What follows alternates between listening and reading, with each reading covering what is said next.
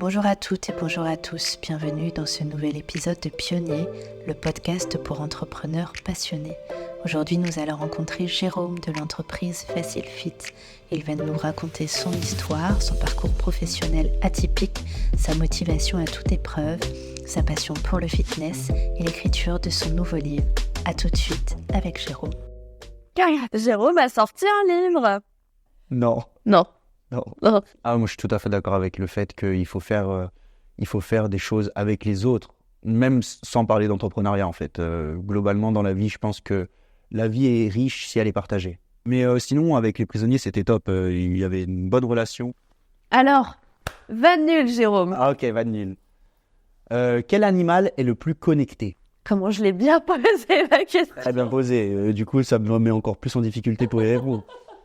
Jérôme, est-ce que tu as un conseil à donner éventuellement pour de futurs entrepreneurs ? C'est qu'il faut que ça ait du sens pour eux en fait. Principalement, faut que s'ils ont envie de faire quelque chose, qu'ils le fassent avec le cœur. Bonjour Jérôme. Bonjour Charlotte. Je suis ravie de t'accueillir dans ce nouveau podcast de Pionnier. Je t'ai raconté un petit peu le principe du podcast. Oui, tu interviews des entrepreneurs angevins, c'est bien ça ? Oui, c'est ça. Donc là, aujourd'hui, j'aimerais qu'on discute un petit peu de ton activité, de ce que tu fais. Est-ce que, brièvement, tu veux bien me raconter ton métier ? Brièvement, ça va être compliqué, mais bien sûr, je peux te le raconter. Moi, je suis coach de fitness, donc j'accompagne des groupes à travers des activités comme le Kangoo Jump, le Pop Fit. Ok, Kangoo Jump, si je me trompe pas, c'est ce qu'on voit le plus là sur tes réseaux sociaux. Ouais, on le voit beaucoup. Ça vient des États-Unis ? Ça vient du Canada. Du Canada. Un Canadien qui a inventé ça pour ses athlètes, pour qu'ils puissent se remettre en forme tranquillement après une blessure. Et puis c'est une boîte suisse qui l'a racheté, dans les années 90 je crois. Et du coup c'est des Suisses qui le commercialisent, mais ça a été inventé par un Canadien.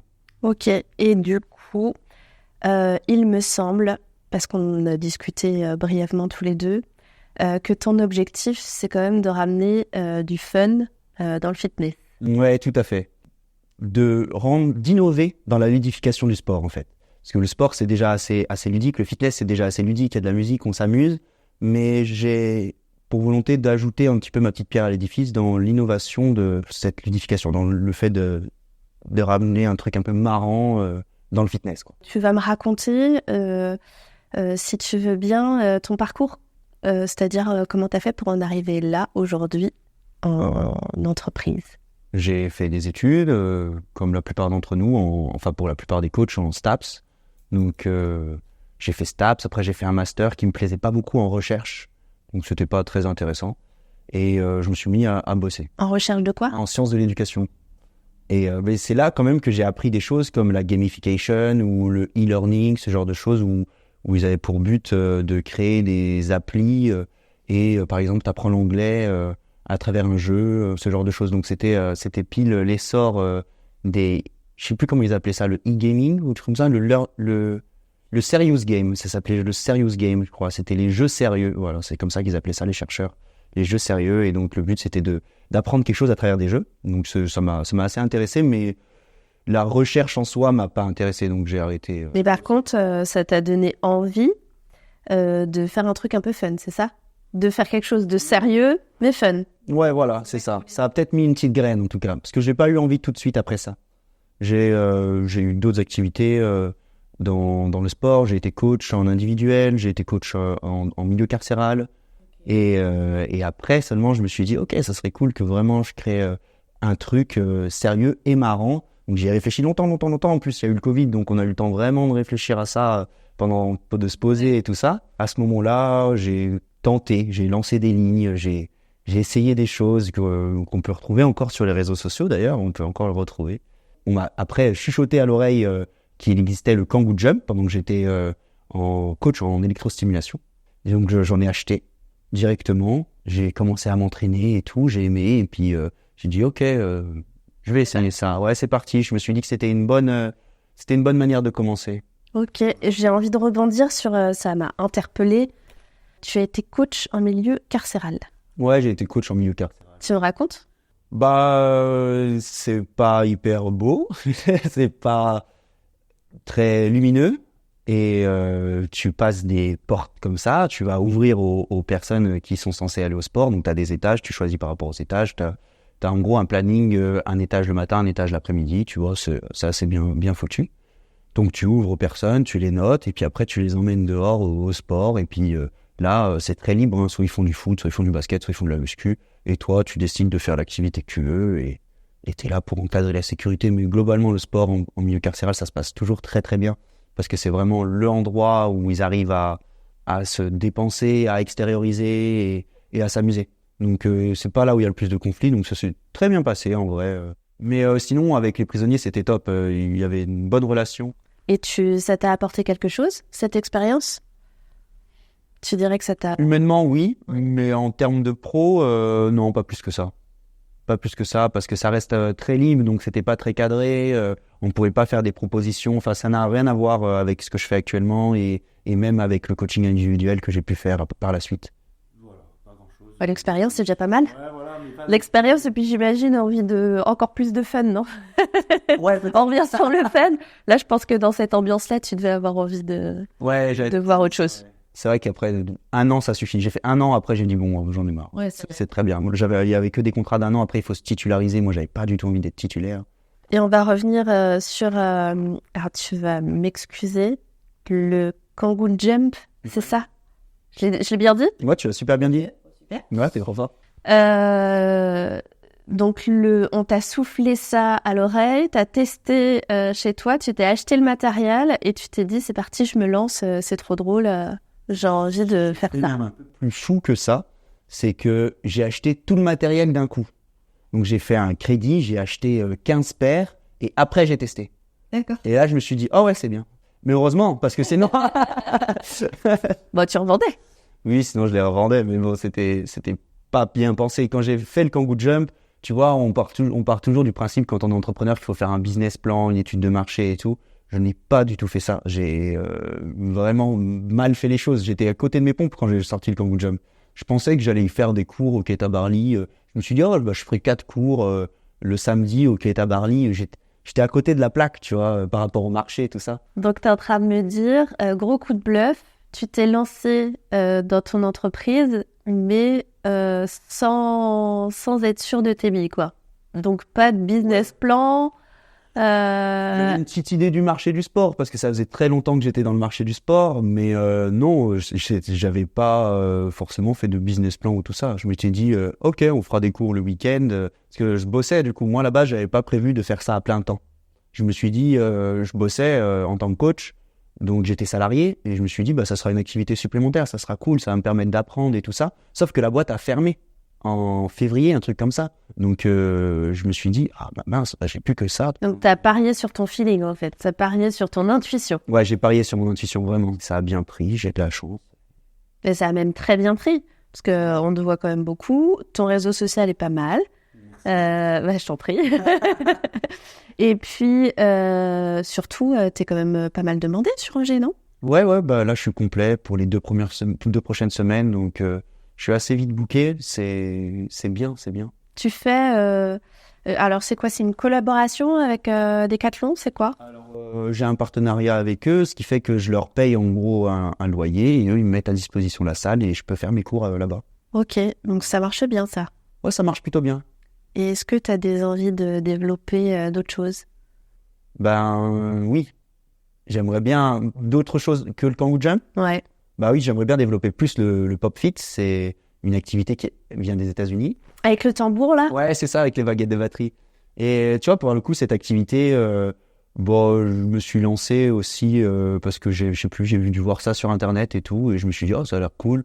Bon, l'investissement est beaucoup moins énorme que le Kangoo Jump, donc je me suis dit, c'est pas très grave. Au pire, ça fera des activités sympas à faire et tout. Tu veux dire que les baguettes coûtent moins cher que les chaussures qui sautent ? Exactement. Mais par contre, ce que j'avais pas pris en compte, c'est que quand j'ai commencé le Kangoo Jump, j'avais 100% du temps libre pour m'entraîner. Mais le Pop Fit, j'avais déjà une activité, donc j'avais beaucoup moins de temps pour m'entraîner. Et ça, j'avais pas pris en compte, tu vois. Je me suis dit, je vais un peu copier-coller ce que j'ai fait avec le Kangoo Jump avec le Pop Fit. Et or, c'était une erreur. Parce que du coup, j'avais moins de temps et j'étais là en mode, putain, mais je peux pas m'entraîner, j'ai des trucs à apprendre et tout. Donc, il y avait 1 ou 2 théories que je connaissais par cœur, mais j'avais pas de quoi faire un cours, tu vois.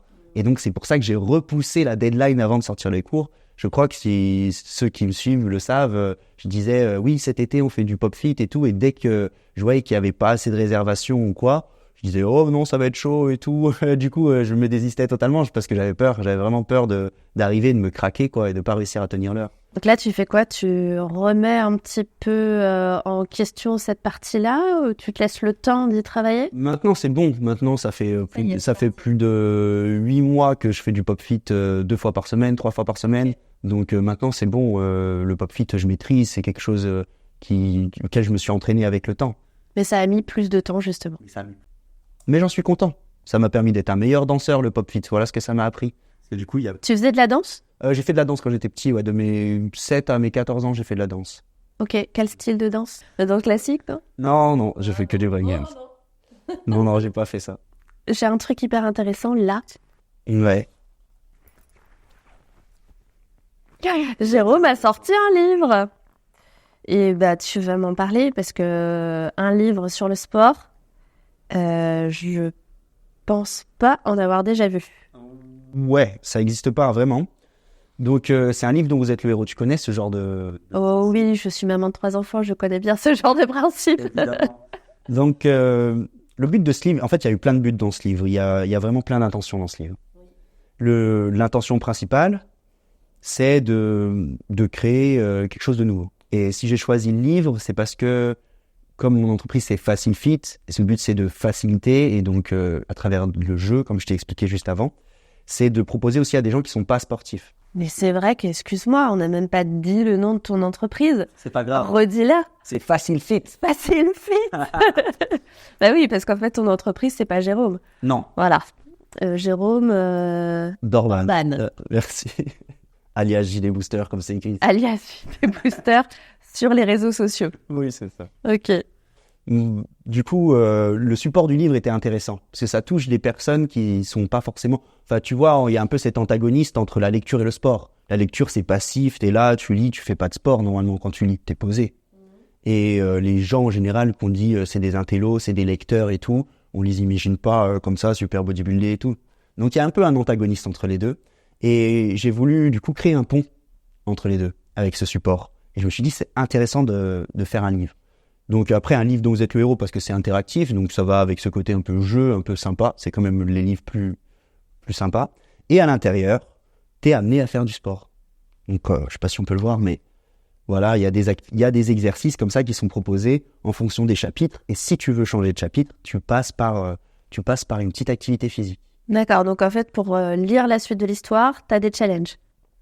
Ouais, c'est ça. Okay. Si tu veux, après, tu peux le lire sans faire les challenges, hein. Tu peux très bien le lire comme un livre classique et ne pas faire le sport. Et comment c'est personnalisé du coup? C'est très simplement fait, c'est des exercices adaptés à tout le monde et il y a des options, il y a des variantes. Mais pour être le héros de l'histoire, je veux dire, c'est juste mon prénom qui est...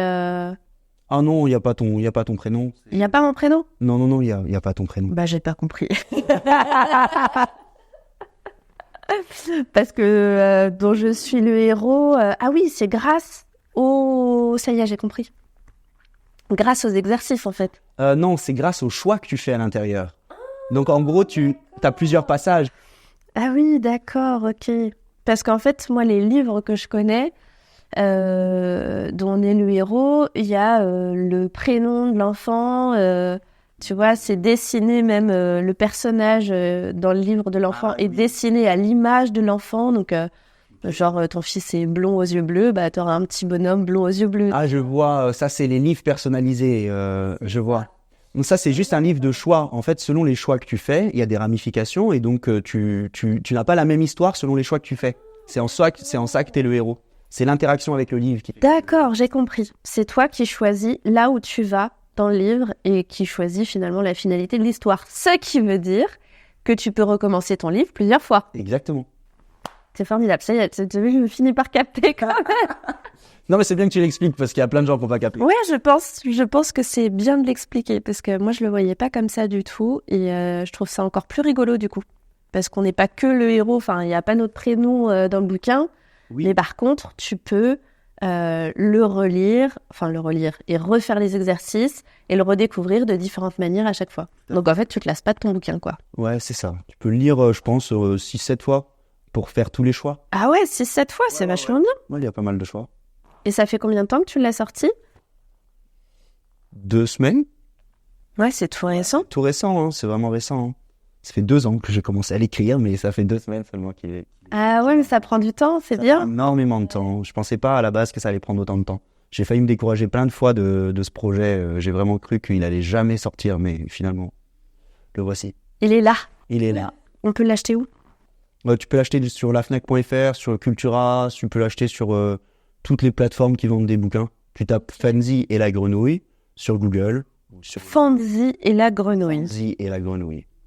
Ok. Et brièvement, l'histoire, tu me racontes? Ben, ça tombe bien, c'est une belle transition parce que du coup, en fait, ça parle. Donc, si j'ai aussi décidé de faire ce livre, c'est parce que c'est un livre que les parents peuvent lire à leurs enfants. D'accord. Moi, en fait, en faisant un feedback un peu de mon enfance, de ma vie et tout ça, je me suis dit, quand même, j'aurais aimé faire plus de sport avec ma mère. Et je me suis, comme je sais pas remonter vraiment le temps et tout, je me suis dit, bon, bah, il faut que je trouve un moyen pour que peut-être d'autres personnes y arrivent. Donc, j'ai créé ce livre pour que les gens puissent le faire avec leurs enfants et tout ça, pour créer du lien familial, en fait. C'était vraiment un de mes objectifs en créant ce livre. Et donc, l'histoire parle de ça. L'histoire, c'est en fait un garçon qui est dans un village et qui est sous une sorte d'emprise par un sortilège d'allégeance. Et du coup, il est séparé de sa maman. Donc, tu as une ségrégation, tu as les femmes d'un côté, les hommes d'un côté, et donc il n'a jamais vu, il n'a pas de souvenir, il ne se rappelle pas de sa maman. Et c'est en essayant du coup de la voir qu'il tombe sur un mage et qui voit du potentiel en lui grâce à sa grenouille qui est magique et qui du coup l'accepte et le fait partir à l'aventure pour Retrouver sa maman. enlever le sortilège d'allégeance. D'accord. Ok. Donc ça veut dire que c'est en plus un livre pour toutes les générations finalement. Les jeunes, les parents, Oui, les pas-parents, c'est possible aussi. pour les pas-parents, oui, ça reste de l'heroic fantasy, donc il faut quand même aimer l'heroic fantasy. Donc c'est une vraie lecture. C'est ça qu'il faut dire aussi. C'est que c'est pas un livre de sport ou un livre sur le sport. Tu as C'est raison. une histoire. C'est une histoire, bien sûr, il y a une histoire là. Jérôme, j'aimerais bien qu'on revienne du coup sur tes motivations pour créer ton entreprise. Est-ce qu'il y a quelque chose, un tips, une lecture, un entrepreneur, quelqu'un dans ta vie qui t'a motivé, donné envie de faire ce que tu fais aujourd'hui? Oui. Tu veux bien en donner? Je t'en cite, c'est ça, ouais, c'est ça. Je peux bien te citer. Alors moi, j'ai un livre qui me touche beaucoup, ça s'appelle La Voie de l'archer, c'est mon livre préféré. Et je le conseille. Alors, il parle pas d'entrepreneuriat en soi. Il parle juste de réussir à atteindre quelque chose. Donc, Paulo Coelho, La Voie de l'archer. Ça m'a donné envie d'atteindre la cible. Parce que c'est ça, il fait toujours des métaphores entre l'arc, l'archer, la flèche et la cible. Et ça m'a donné envie d'atteindre une cible, d'atteindre quelque chose, d'être utile et de participer grandement à ça, à la vie, quoi. Ok, donc coach Paulo Coelho t'a donné envie d'entreprendre. Pas que lui, il y a aussi des amis à moi qui m'ont donné envie d'entreprendre, des amis jeunes et plus vieux. Voilà, donc après, on papote et puis on se dit, ah ouais, ok, c'est pas inaccessible, c'est une chouette aventure. Ouais, c'est ça.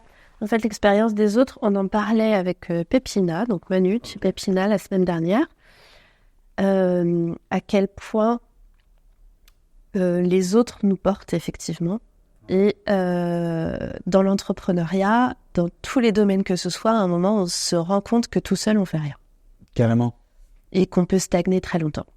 c'est ça. On n'est pas accompagné à un moment donné, d'une manière ou d'une autre, hein, que ce soit les proches, que ce soit l'expérience de d'autres experts dans d'autres domaines, Tout à fait. mais on peut stagner. Donc toi, tu es d'accord avec ça aussi? Ah, moi je suis tout à fait d'accord avec le fait qu'il faut faire des choses avec les autres, même sans parler d'entrepreneuriat en fait. Globalement dans la vie, je pense que la vie est riche si elle est partagée. Voilà. Et donc forcément dans l'entrepreneuriat, ton expérience et ce que tu mets en place, elle est beaucoup plus intéressante si elle est partagée. Bon, après, tu es dans un domaine, tu es dans un milieu où tu partages nécessairement. Toi, tu es quand même avec les autres. Voilà. Tu as une particularité aussi, Jérôme. c'est que t'es un peu le roi de la vanne sur ton... Ah, le roi de la vanne, je dirais pas ça parce que toutes mes vannes sont vraiment pas ouf. Elles sont nulles. Je suis roi de la vanne nulle, ouais, ça c'est vrai. Mais c'est un peu ta signature. Ouais. T'en as préparé une un peu nulle pour aujourd'hui ou pas? Non, j'en ai pas préparé une. T'en as pas préparé, je suis hyper déçue. Tu m'avais dit j'en prépare. J'en ai, si tu veux. Ouais, je veux. Alors, vanne nulle, Jérôme. Ah ok, vanne nulle. Quel animal est le plus connecté? Le port USB. Et ce qui est pas drôle, c'est que je suis très bon public. Donc je rigole quand même. Moi aussi, je suis bon public, c'est pour ça que j'aime mes vannes. Oui, c'est ça, en fait, tu t'auto-fais rire. Ouais. Très bien, très à propos, hein. Ouais? Ouais, tu trouves? Pas du tout. Pas du tout. Ok. Voilà. Donc, Ça fait exactement ce genre de réaction, mes blagues. C'est toujours ça, voilà. Mes blagues, c'est ça. plein de vannes de Jérôme, c'est sur son Instagram à chaque début de cours aussi. À chaque début de cours, en fait, le samedi, j'aimais bien déjà, avant de le mettre sur Instagram, j'aimais bien commencer par une petite vanne ou par un truc comme ça. Et ça faisait rire les gens, ça détend. Ils sont là sur des chaussures, savent pas forcément s'ils sont à l'aise ou pas. Et ils savent pas forcément à quoi s'attendre. Donc, pour décomplexer et commencer un cours dans la bonne humeur, je me suis dit que c'était une bonne manière de le faire, de faire une blague nulle. Jérôme, est-ce que tu as un conseil à donner éventuellement pour de futurs entrepreneurs? Qu'est-ce qui pourrait les motiver? C'est pas obligé, hein. Ouais, si, j'en aurais évidemment à donner pour des futurs entrepreneurs. C'est qu'il faut que faut que ça ait du sens pour eux, en fait, principalement. Faut que, s'ils ont envie de faire quelque chose, qu'ils le fassent avec le cœur. Non, mais pour toi, en tout cas, ça a fonctionné. Pour moi, ça a fonctionné. Pour moi, c'est pareil, ça a fonctionné. Bon, bah. Après, évidemment, à un moment, business is business. Tu dois, voilà, il y a forcément une question d'argent quelque part. Tu es obligé de demander de l'argent en échange. Donc le cœur, tout seul, n'est pas suffisant. Oui, c'est sûr. Mais c'est une bonne première motivation. Si tu es sûr de tes billes... Et puis ça permet, quand tu gagnes peu d'argent, de continuer et de garder la même énergie. Parce que, tu vois, après, en entrepreneuriat, tu peux vite corréler l'argent avec ton résultat. Tu vois, par exemple, tu dis « Oh, j'ai fait que 1000 balles ce mois-ci. » Bah, tu dis « C'était pas un mois ouf, je suis pas hyper fier de moi et tout ça. » Mais si vraiment t'aimes ça, tu te dis « Bon, c'est déjà 1000 balles en faisant un truc que j'aime. Et vas-y, je vais continuer de garder la même énergie. » Et les gens le voient. Si t'arrives, tu te dis « Tu vois, pendant un mois, t'es en mode « J'ai gagné 1000 balles, je suis comme ça et tout. » Les gens vont se dire « Mais c'est pas normal. Il n'y a pas de motivation surtout que moi, je suis coach. Donc la motivation, c'est vraiment un truc de base. Tu vois, si t'as pas de motivation en tant que coach, c'est mort. T'es obligé d'être motivé en tant que coach. Est-ce qu'il y a quelque chose qui, toi, t'as vraiment une mauvaise expérience? Est-ce que t'as une mauvaise expérience, un truc, tu t'es dit, ça surtout, je refais pas, quoi? On parle d'expérience, hein, donc... Pro? Ouais. Oui, de préférence. Ouais. Ah, ok. On va rester dans le pro, alors. J'en ai pas qui me viennent, certainement un truc que je me suis dit, ça je refais pas. Le basket. Le basket, quand j'ai eu un petit contrat en tant que basketteur et que je me suis dit, oh là là, mais plus jamais j'ai envie de jouer au basket, quoi, parce que c'était chiant.